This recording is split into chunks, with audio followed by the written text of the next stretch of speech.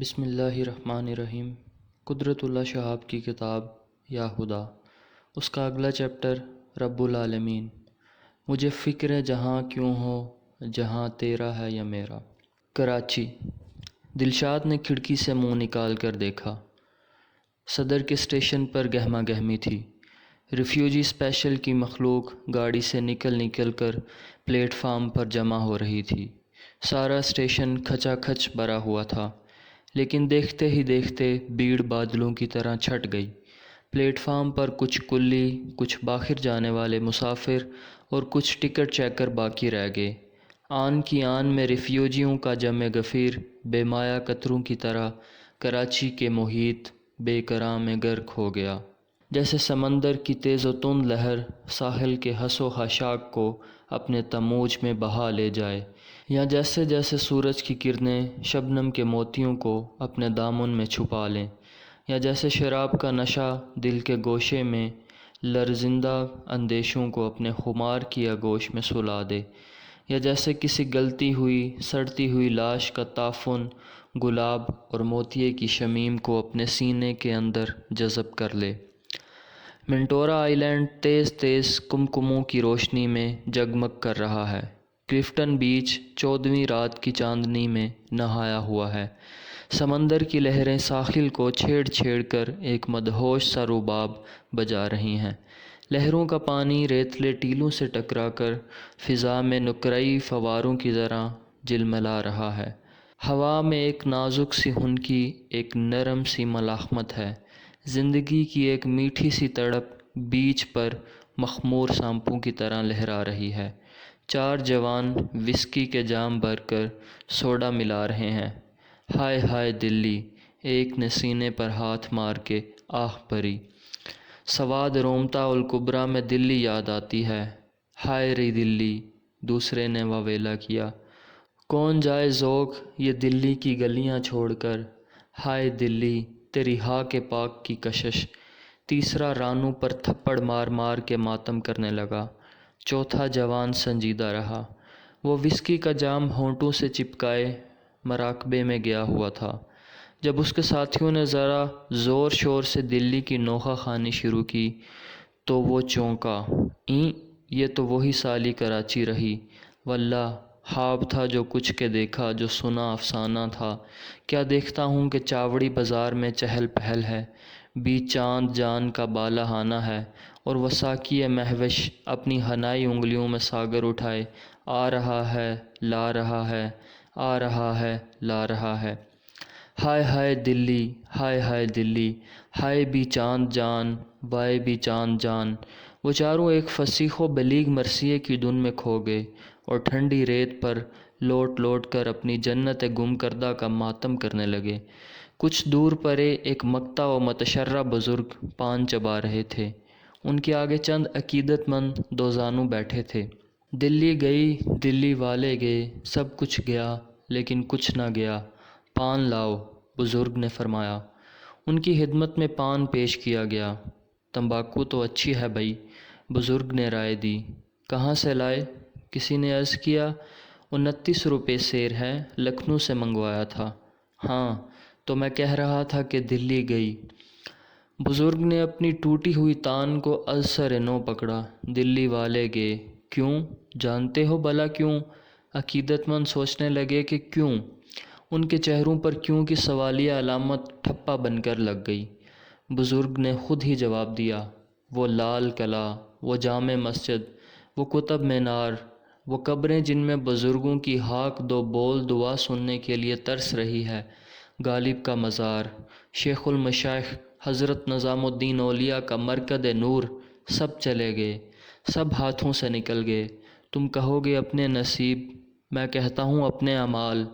ہمارے اپنا ناگفتہ بے اعمال میں تم کو بتاتا ہوں تقدیر امم کیا ہے۔ پان لاؤ۔ پان حاضر کیا گیا۔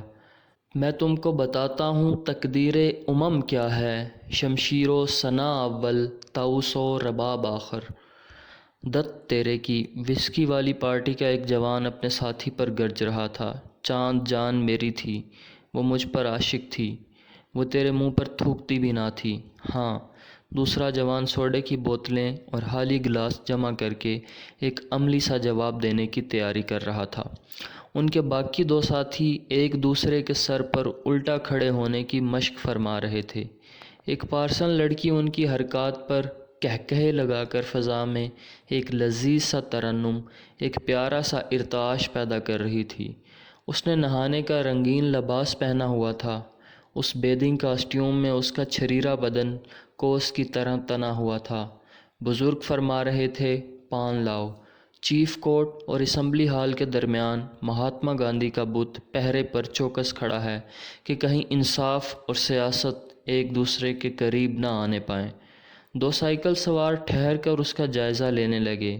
ایک نے اس کی لاٹھی چھیننے کی کوشش کی، دوسرے نے اس کی اینک کو اڑانا چاہا۔ جب وہ دونوں اس کوشش میں ناکام ہوئے تو ایک نے اپنی رومی ٹوپی اتار کر بت کے سر پر رکھ دی اور وہ خوش وہاں سے چل دیے کہ انہوں نے چپکے اس بت کو مسلمان کر لیا۔ ایک ہندو خاندان ہجرت کر رہا تھا۔ ان کی خوشنما کوٹھی کے سامنے 4 اونٹ گاڑیاں سامان سے لدی کھڑی ہیں۔ لوہے کے ٹرنک، چمڑے کے سوٹ کیس، لکڑی کی پیٹیاں، سامان میں ایک طوطے کا پنجرا بھی ہے۔ طوطا مٹر کی پھلیاں کھا رہا ہے۔ جب کوئی اس کے پاس سے گزرتا ہے تو وہ نیم باز آنکھوں سے اس کی طرف یوں دیکھتا ہے گویا کہہ رہا ہو کہ لو سالو میں بھی چلا، اب میں دیکھوں گا تم اپنا پاکستان کیسے بناتے ہو۔ کسربا ہوٹل کی رقص گاہ میں آرکسٹرا بج رہا ہے۔ ہوٹل کے مینیجر نے اسٹیج پر آ کے اعلان کیا کہ آج رات کی نصف آمدنی قائد اعظم ریلیف فنڈ میں دی جائے گی۔ لوگوں نے گرم جوشی سے تالیاں بجائیں۔ میرا جی کراچی سے اکتا گیا ہے، ایک دیدہ زیب بیگم نے شیری کا گلاس لبے لین سے لگا کر کہا۔ چلو ڈیئر، کچھ روز کے لیے بمبئی گھوم آئیں۔ اس کا ساتھی شیمپین پی رہا تھا۔ اب تو بمبئی بھی مرحوم ہو گئی بیگم، سالی کانگریس اس پیرس سے سگرا کو راہب خانہ بنانے پر تلی ہوئی ہے۔ نہ وسکی، نہ شیری، نہ جن، نہ شیمپین۔ اب سنتا ہوں کہ ریس پر بھی بندش لگانے کی سازش ہو رہی ہے۔ ارے ہاں، بیگم کو ایک یاد آیا، ابھی اگلے روز پروفیسر گنشام کا خط آیا تھا، پر ہپشن کے ہاتھوں بیچارہ مجبور ہو گیا ہے۔ ایک کیس وسکی منگوائی ہے، کسی طرح بھجوا دو ڈیئر۔ ایک غیر ملکی سفیر کا سیکریٹری دوسرے غیر ملکی سفیر کے سیکریٹری سے سرگوشی کر رہا تھا۔ مجھے کراچی میں 2 چیزیں بہت پسند ہیں۔ مجھے 3، دوسرے نے کہا، پارسی لڑکیاں اور مسلمان عورتوں کے برقعے۔ مجھے برقعے والیاں بھی پسند ہیں۔ واللہ بڑے کور مذاق ہو، ان مدکوک عورتوں کو کون چاہے گا بھلا، انہیں میں چاہتا ہوں۔ یسوع مسیح کی قسم، مجھے یہ بیمار حسن پسند ہے۔ پیلے پیلے گالوں میں نیلی نیلی رگوں کی لکیریں، اس پر گازے کا غبار، خزاں کے موسم میں گلاب کی پتیاں۔ ہائے، میں نے ایسا حسین امتزاج کہیں نہیں دیکھا۔ بوائے 2 سوڈا 2 وسکی، ایک ہی بات ہے، تم پلاؤ یا میں پلاؤں۔ ہمارے دونوں ملکوں کا بلند نسب العین مشترک ہے۔ ہم اس اشتراک کو مستقل بنانے کی ہر ممکن کوشش کریں گے، تمہاری صحت کے لیے۔ ایک مسلمان ایڈیٹر لیمن سکواش سے جی بلا رہا تھا۔ موقع پا کر وہ شراب اور کپڑے کے ایک بڑے تاجر کو گھیر کر کھڑا ہو گیا۔ میں نے سنا ہے کہ پاکستان بننے کے بعد کراچی اور لاہور میں ولایتی شراب کی کھپت پہلے سے تگنی ہو گئی ہے۔ ایڈیٹر نے اپنے ایڈیٹوریل کے لیے مواد اکٹھا کرنا شروع کیا۔ غلط، تاجر نے گرم جوشی سے تردید کی۔ بالکل غلط، آپ بھی کیا عجیب افواہیں لے اڑتے ہیں۔ تگنی تو کیا، اگر دگنی بھی ہو جائیں تو غنیمت ہے۔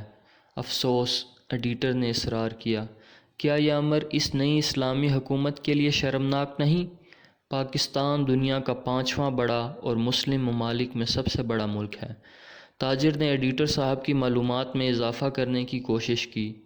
کیا یہ امر اس سب سے بڑے مسلم ملک کے لیے شرمناک نہیں؟ ایڈیٹر صاحب برابر مصر تھے۔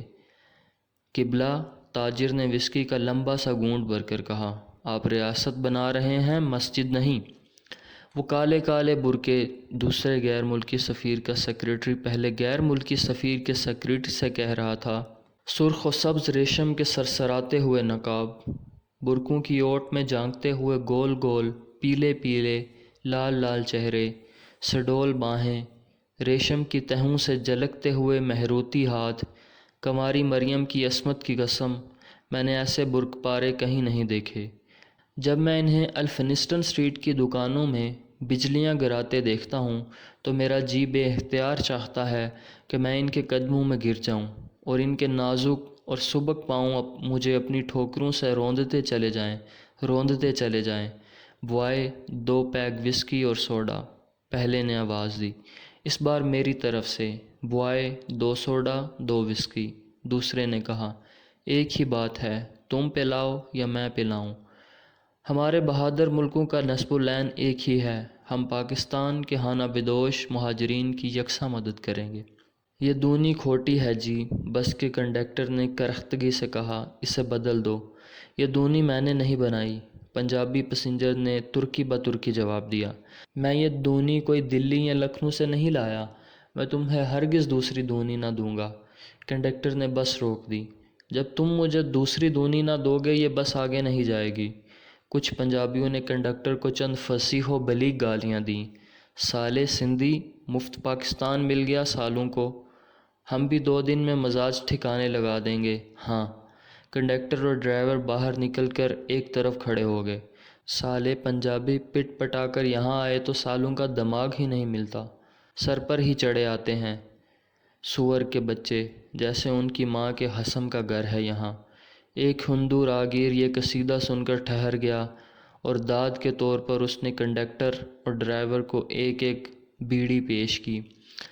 2 بنگالی یہ ہنگامہ دیکھ کر بس سے نیچے اتر آئے۔ لارنس روڈ کتنی دور ہے جی؟ ایک نے پوچھا۔ یہی کوئی 2 فرلانگ اور ہوگی، دوسرے نے اندازہ لگایا۔ آؤ ٹہلتے ہی چلیں۔ جب وہ دونوں بس سے ایک محفوظ فاصلے پر پہنچ گئے تو انہوں نے دونی والے حادثے پر جی کھول کر تبصرہ کیا۔ لڑنے دو سالے سندھیوں اور پنجابیوں کو، کہتے ہیں پاکستان کی زبان اردو ہوگی، چھی، گویا شرنو بنگلہ بادشاہ ہماری قومی زبان ہی نہیں، چھی۔ صدر کے چوک میں ایک ایرانی ہوٹل والا ایک چھابڑی والے پر گرج رہا تھا، تم یہ گندے کیلے یہاں نہیں رکھ سکتے، میرے ہوٹل میں مکھیاں آتی ہیں۔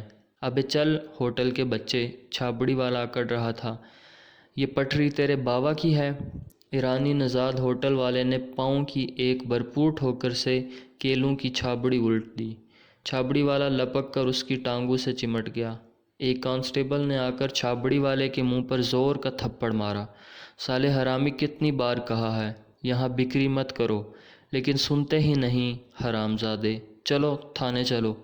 چھابڑی والے نے گڑ گڑا کر خوشامد کی کہ داروغہ جی، میں اجمیر شریف سے آیا ہوں، میرا گھر بار سب لٹ گیا ہے، میری اندھی بہن میرے ساتھ ہے، مجھے چھوڑ دو، میں پھر یہاں چھابڑی نہیں لگاؤں گا۔ لیکن قانون قانون ہے، قانون کی نظر میں نہ اجمیری کا امتیاز ہے، نہ لاہوری کا، نہ اندھی بہن کی تمیز ہے، نہ آنکھوں والی کی۔ کانسٹیبل نے اپنا فرض منصبی بڑے احسن طور پر انجام دیا اور چھابڑی والے کو آگے لگا کر تھانے لے گیا۔ جب تھانے دار نے اندھی بہن کی تفصیل سنی تو اسے کانسٹیبل کی نالائکی پر بڑا غصہ آیا کہ کیوں نہ وہ اس کی اندھی بہن کو بھی ساتھ ہی لے آتا۔ 2 اور 2 4، 4 اور 3 7، 7 اور 9 کے ہوئے۔ چیلا رام دلال نے خوشی محمد دلال سے پوچھا۔ خوشی محمد دلال چائے سے مکھی نکال کر چمچہ چھٹک رہا تھا۔ ادموئی مکھی کو فرش پر گرا کے اس نے چائے کا ایک لمبا سا گھونٹ بھرا۔ 7 اور 9 16۔ چیلا رام نے خود ہی حساب لگایا۔ میں نے کہا استاد، سیزن برا نہیں رہا۔ خوشی محمد دلال نے اپنا لٹکا ہوا نچلا ہونٹ سمیٹ کر چائے کا ایک اور لمبا سا گھونٹ لیا۔ سچ پوچھو دوست تو بڑا کرارا سیزن لگا تھا۔ چیلا رام کے گالوں کی کچوریاں خوشی سے پھول رہی تھیں۔ ایک سیزن میں 16 چھوکریاں، رام قسم، میں نے تو ایسا دندہ ساری عمر نہیں کیا۔ اطمینان قلب کے اظہار کے طور پر چیلا رام نے چاند تارے والی جناح کیپ اتار کر اپنی گنجی چندیا کو زور زور سے سہلایا۔ خوشی محمد کا لٹکا ہوا نچلا ہونٹ اور بھی لٹک گیا اور رد عمل کے طور پر اس نے چائے کا ایک طویل سا گھونٹ سڑاپ لیا۔ تم سالے قسمت کے دنی ہو، خوشی محمد منمنایا۔ چھوکری پر چھوکری اتارتے تھے، یہاں مشکل سے صرف 3 ہاتھ آئیں، 3 چھوکریاں، تھو۔ چیلا رام نے تنزن ریسٹوران کے فرش پر بلگم کا ایک بڑا سا فلفا تھوک دیا۔ کالی کالی پوربنیں، کوئی آنکھ اٹھا کر بھی نہ دیکھتا تھا۔ تھو، میرے پاس بڑے انمول دانے تھے یار، گرم گرم سخت سخت پنجابنے، نازک لچکدار دلی والیاں، اور پھر وہ پٹیالے والی چٹنی، ہائے ہائے ہیرا تھی، خوشی محمد ہیرا۔ چیلا رام نے ایک کھارا بسکٹ انگلیوں کے درمیان دبا کر توڑ ڈالا۔ وہ سالہ براؤن اسے پورٹ سعید لے گیا، کہتا تھا بڑا کام دے گی وہاں۔ میں نے کہا خوشی محمد، یہ پورٹ سعید کس طرف ہے؟ ہوگی کہیں۔ خوشی محمد کا بیوپار ذرا مندہ تھا۔ چائے منگواؤ، اب تو کوئی سالی ریفیوجی ٹرین بھی نہیں آتی۔ گرم چائے کے دوسرے کپ پر وہ دونوں پھر اپنے اپنے خیالوں کی دنیا میں کھو گئے۔ چیلا رام دلال اپنے انمول دانوں کا حساب لگا رہا تھا، جو اس کے اپنے ہاتھوں سے نکل کر روئے زمین کے مختلف حصوں میں بکھرے ہوئے تھے۔ قاہرہ، لندن، پورٹ سعید، نہ جانے اس کے بیش قیمت تحفے کس کس شبستان کی زینت بنے ہوئے تھے۔ کسی دمکدار آرامگاہ میں اس پٹیالے والی چٹنی کا جسم بھی ریشمی اور کم خواب کے گاؤ تکیے کی طرح سجا ہوا ہوگا۔ چیلا رام کے دل میں عجیب عجیب قسم کی آرزوئیں سر اٹھا رہی تھیں۔ ایک بار اس کا جی چاہا کہ وہ پر لگا کر پورٹ سعید جا پہنچے اور 570 روپے کے نوٹ سالے براؤن کے منہ پر مار کے پٹیالے کی چٹنی کو واپس لے لے، اور اس کے گتھے ہوئے محملی گاؤں تکیے ایسے جسم کو باہوں پر اٹھا کر بھاگ آئے، طوفانوں سے لڑتا ہوا، سمندر کی لہروں سے ٹکراتا ہوا، پہاڑوں کی چھاتی کو چیرتا ہوا۔ خوشی محمد دلال کی دنیا میں غم اور غصے کا دھواں چھایا ہوا تھا۔ پہلے تو یہ سالے ریفیوجی ہوائی جہازوں میں بھر کر لائے جاتے تھے، ٹرینوں پر ٹرینیں لدی آتی تھیں، لیکن اب کچھ دنوں سے بازار سرد تھا۔ وہ ہر روز اخباروں میں نئی نئی خبریں پڑھتا تھا۔ دلی میں ہون، کانپور میں ہون، کلکتے میں ہون، احمد آباد میں ہون، اجمیر میں ہون، لیکن اس سالے خون کے ریلے میں ایک ریفیوجی ٹرین بھی کراچی نہ پہنچتی تھی۔ خوشی محمد دلال کو اس بات کا سخت قلق تھا، پھر بھی اس نے کسی موہوم سی امید کا سہارا لے کر 6 پیسے کا ہون کیا اور اخبار کی جلی سرخیوں پر للچائی ہوئی نظر دوڑائی۔ اخبار بیچنے والا چھوکرا گلا پھاڑ پھاڑ کر چیخ رہا تھا، اب تو کشمیر میں بھی چھڑ گئی، جموں میں لاکھوں مسلمانوں کا خون ہو گیا، اب تو۔ خوشی محمد دلال نے ہمتاً شوق ہو کر ہبڑیں پڑیں۔ کشمیر کی جنت میں بھی دوزخ کے شعلے بھڑک اٹھے تھے۔ زعفران کے کھیتوں پر آگ برس رہی تھی، پھولوں کے دامن میں شرر جل رہے تھے، نسیم بہار کی جگہ ڈوگروں کی تلوار چل رہی تھی۔ ہزاروں مر گئے تھے، ہزاروں مر رہے تھے، ہزاروں مینڈکوں کی طرح طرح چھپ چھپ کر، چوہوں کی طرح رینگ رینگ کر اس آتش کدہ جہنم سے باہر نکلنے کی کوشش کر رہے تھے۔ خوشی محمد نے چیلا رام کی ران پر زور سے ہاتھ مارا۔ اب تو کشمیر میں بھی لگ گئی میرے یار۔ میں نے کہا چیلا رام ذرا سن لو۔ چیلا رام پورٹ سعید کے تصور میں مگن تھا۔ پھر تو سیب مہنگے ہو جائیں گے، اس نے بے توجہی سے پوچھا۔ لیکن خوشی محمد میں شاعری کی روح حلول کر آئی تھی۔ اس نے چٹخارے لے لے کر کشمیر کی نازک بدن، سیم تن عورتوں کا ذکر سنایا۔ خوبصورت، رنگین، گلگدار عورتیں جن کے گالوں میں سیب ہوتے ہیں، چھاتی پر ناشپاتیاں، ہونٹوں پر انگور کا رس، آنکھوں میں ڈل کی لہروں پر رقصیدہ کنول، گلے میں پہاڑی جھرنوں کا سرود، انگ انگ میں گلاب اور موتیے کی رنگت، زعفران کی بھینی بھینی مہک۔ چیلا رام دلال کے منہ سے رال ٹپکنے لگی۔ وہ آنکھیں مل کر اٹھ بیٹھا اور خوشی محمد کے لیے اس نے چائے کا تیسرا کپ بھی منگوایا۔ پھر وہ سر سے سر جوڑ کر بیٹھ گئے اور کشمیر کے سیزن کی امید افزا عنایتوں میں کھو گئے۔ ہوا کے تھپڑوں سے بادباں لہرایا، موجوں میں ایک ہلکا سا تلاطم اٹھا، کشتی ڈگمگائی اور وہ سہم کر سیٹھ قائم علی دائم علی کے پہلو سے لگ گئی۔ سیٹھ قائم علی دائم علی کی توند میں ہنسی کا جوار باٹا سا اٹھا اور پان کی پیک جو کچھ عرصے سے اس کے منہ میں جمع ہو رہی تھی، بے اختیار بدر روکے گندے پانی کی طرح بہہ نکلی۔ بوڑھا ملاح بیڑی سلگا کر مسکرایا۔ کشمیر سے آئی ہے سیٹھ، اندھی ہے، بولو کس طرف چلوں، پیرس یا وینس؟ سیٹھ قائم علی دائم علی کا ایک دفتر پیرس میں بھی تھا، یوں بھی اس نے پیرس کے متعلق بڑی دل آویز باتیں سن رکھی تھیں، لیکن اس وقت وہ اس چھوٹی سی ڈگمگاتی ہوئی کشتی میں اتنے لمبے سفر پر جانے کے لیے ہرگز تیار نہیں تھا۔ چنانچہ جب ملاخ نے اسے پیرس یا وینس چلنے کی دعوت دی تو وہ بکھلا گیا۔ چلاک ملاخ اس کی بوکھلاہٹ پر مسکرایا۔ گھبراؤ نہیں سیٹھ، دور نہیں لے جاؤں گا۔ ہاں، کیا جگہ ہے پیرس بھی، دیکھو گے تو مر جاؤ گے۔ ہاں۔ کماڑی کی بندرگاہ میں خاصی چہل پہل تھی۔ اتوار کی چھٹی ماننے والے ہجوم ادھر ادھر گھوم رہے تھے۔ کوئی منوڑا جا رہا تھا، کوئی سینڈ پٹ آئی لینڈ، اور ایک جہاز بمبئی جانے کے لیے لنگر اٹھا رہا تھا۔ جہاز کے ڈیک پر سینکڑوں رنگین ساڑیاں پھڑ پھڑا رہی تھیں۔ لوگ دوربینیں آنکھوں سے لگائے کراچی کی آخری جھلک دیکھ رہے تھے۔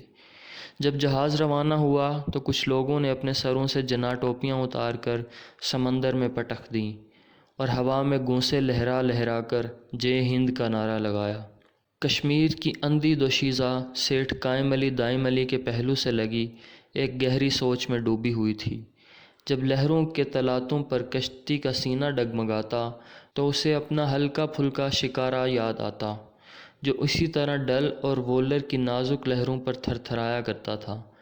پہلے دن جب اس نے سمندر کا چلو بھر پانی پیا تو اسے قے آ گئی۔ اف، کتنا کڑوا پانی تھا! ڈل کا پانی تو تازہ دودھ کی طرح میٹھا تھا، اور چشمہ شاہی کا پانی، ہائے، جیسے دودھ اور مکھن اور شہد کو برف میں لگا کر پیا جائے۔ وہ چاہتی تھی کہ ایک بار اس کی کڑوی جھیل کو بھی دیکھے کہ اس کا پانی کالا ہے یا سرخ، نیلا ہے یا سبزہ، لیکن ہائے اس کی آنکھیں! ایک دن تھا کہ اس کی غلافی آنکھوں میں جھیل وولر کی لطیف نیلاہٹ اور کچے باداموں کی نازک راحت ہوا کرتی تھی، لیکن اب ان کی جگہ گہرے گہرے زخم تھے، جیسے دو اندھے اور تاریک کنویں کسی دور دراز ویرانے میں کھوئے پڑے ہوں۔ اب وہ اندھی تھی، بے بصر تھی۔ ایک بہادر ڈوگر نے اپنی سنگین سے اس کی آنکھوں میں بسے ہوئے طلسمی رنگ پہل مسمار کر دیے تھے۔ ساحل کے ہنگامے سے دور ایک کالے رنگ کا جہاز سمندر میں تنہا کھڑا تھا۔ اس پر سرخ رنگ کے جعلی حروف میں لکھا تھا کہ اس میں بارود ہے۔ جب اس کی کشتی پاس سے گزرتی تو سیٹھ قائم علی دائم علی نے جلدی سے لڑکی کا ہاتھ چھوڑ دیا۔ اسے ڈر لگا کہ کہیں یہ بارود بگ سے اڑ نہ جائے۔ جب کشتی ذرا دور نکل گئی تو سیٹھ قائم علی دائم علی نے پھر اس کے دونوں ہاتھ پکڑ کر اپنی توند پر رکھ لیے۔ کشتی ایک چھوٹے سے جزیرے سے جا لگی۔ جزیرے میں چند ماہی گیروں کی جھونپڑیاں تھیں۔ ملاخ نے بتایا کہ اس عشرت کدے کا نام پیرس ہے۔ آس پاس اور بھی چند جزیرے تھے، ان کے ساحلوں پر بھی اکا دکا کشتیاں کھڑی تھیں۔ کہیں وینس تھا، کہیں نیسپلس، کہیں روم۔ ملاخ نے بادبان کھول کر کشتی پر ایک سائبان سا تن دیا، پھر اس نے سیٹھ قائم علی دائم علی کو آنکھ ماری۔ لو سیٹھ، میں تو مچھلیاں پکڑنے چلا، تم مزے سے کشمیر کی بہاریں لوٹو۔ عیدگاہ کے میدان میں ایک مینا بازار لگا ہوا ہے، یہاں ہر روز عید ہے، ہر شب شب برات۔ ٹاٹ کی چھوٹی جھونپڑیوں میں ننھے ننھے چراغ ٹمٹما رہے ہیں۔ گوشت، روٹی، سلے ہوئے کپڑے، پرانے بوٹ، تازے پھل، لوہے کی میخیں، لکڑی کے صندوق، چمڑے کی کرسیاں، تیل، اچار، صابن، بے گھر اور بے در مہاجر سہارے کی ہر ممکن لڑی تھام کر بیٹھے ہوئے ہیں۔ ایک عجیب قسم کا اطمینان، ایک عجیب قسم کی ابدیت اس ماحول پر جاری و ساری ہے، جسے دیکھ کر یہ گمان ہوتا ہے کہ زندگی کا یہ بھٹکا ہوا کارواں آخر اپنی منزل مقصود پر پہنچ گیا ہے۔ ایک جھونپڑی میں چادر تان کر دو حصے کیے ہوئے ہیں۔ سامنے کی طرف دلشاد پکوڑیاں تل رہی ہے، پچھلی طرف زبیدہ دہی بڑے لگائے بیٹھی ہے۔ ایک لمبا تڑنگا پٹھان پکوڑیوں کے سامنے پھسکڑا مارے بیٹھا ہے۔ گرم گرم پکوڑیاں ہیں، ہان، کھا لو، بولو کتنے کی دوں؟ نرم ہے ہو، گرم ہے؟ پٹھان نے آنکھ ماری۔ ہاں ہان، نرم ہے ہو، گرم ہے، دلشاد کڑچھی منہ کے سامنے کر کے مسکرائی۔ دلشاد کی مسکراہٹ میں بھی عجیب جادو تھا۔ اس کی ایک مسکراہٹ پر نثار ہو کر رحیم ہاں نے قسم کھا لی تھی کہ اگر سورج یا چاند یا تارے بھی اسے اٹھا لے جائیں تو وہ ارض و سما کی وسعتیں پھاند کر اسے چھین لائے گا۔ پٹھان نے ہونٹوں پر زبان پھیری، ہو 1 روپیہ، نہیں ہان، ہو 5 روپیہ، ہٹ ہو 2.5 روپیہ، ہو 5۔ پٹھان نے اپنی جیب کے پیسے گنے، اس کے پاس 3 روپے 4 آنے تھے۔ اس نے 2.25 روپے کا ادار کرنا چاہا، لیکن دلشاد نے اسے مجبور کر دیا کہ ہان، قرض محبت کی کینچی ہے، تم پیسے پورے کر لاؤ، میں تمہیں جھٹ پٹ نرم نرم گرم گرم پکوڑیاں اتار دوں گی۔ پٹھان مایوس ہو کر دوسری طرف چلا گیا۔ وہاں اس نے دہی بڑوں کا سودا کیا۔ زبیدہ ابھی بچہ تھی، نادان تھی، معصوم تھی، اس لیے وہ 2.25 روپے کا ادار مان گئی۔ زبیدہ نے دلشاد کو آواز دی، بہن ذرا اس طرف دھیان رکھنا، محمود سو رہا ہے، میں ذرا ہان کے ساتھ جا کر دہی لے آؤں۔ اسی طرح جب دلشاد بھی اپنی پکوڑیوں کے لیے بیسن لینے کسی گاہک کے ساتھ جاتی ہے تو اپنی بچی کو زبیدہ کے سپرد کر جاتی ہے۔ دہی اور بیسن کی اس ملاوٹ پر دنیا کی سب سے بڑی اسلامی ملت کا مستقبل پروان چڑھ رہا ہے۔ جب دلشاد کی بچی نرم نرم گرم گرم پکوڑیوں پر پل کر جوان ہوگی، جب زبیدہ کا محمود دہی بڑوں کی چاٹ پر سیانہ ہوگا، تو اسلام کی برادری میں 2 گراں قدر رکنوں کا اضافہ ہو جائے گا، ایک مضبوط بھائی، ایک خوبصورت بہن، جسم کی مضبوطی اور جسم کی خوبصورتی، یہی تو وہ نعمت عظمیٰ ہے جو نعمتوں والے عظمتوں والے باری تعالیٰ نے تم کو عطا کی ہے۔ وہ تو بڑا ہی رحیم اور شفیق آقا ہے، وہی مشرق کا مالک ہے، وہی مغرب کا مولا ہے، اسی نے درختوں پر حرمے اور انار لگائے، وہی دریاؤں سے موتی اور مونگے نکالتا ہے، وہی جنت کا رحمان ہے، وہی دوزخ کا قہار ہے۔ پھر تم اپنے پروردگار کی کس کس نعمت کو جھٹلاؤ گے؟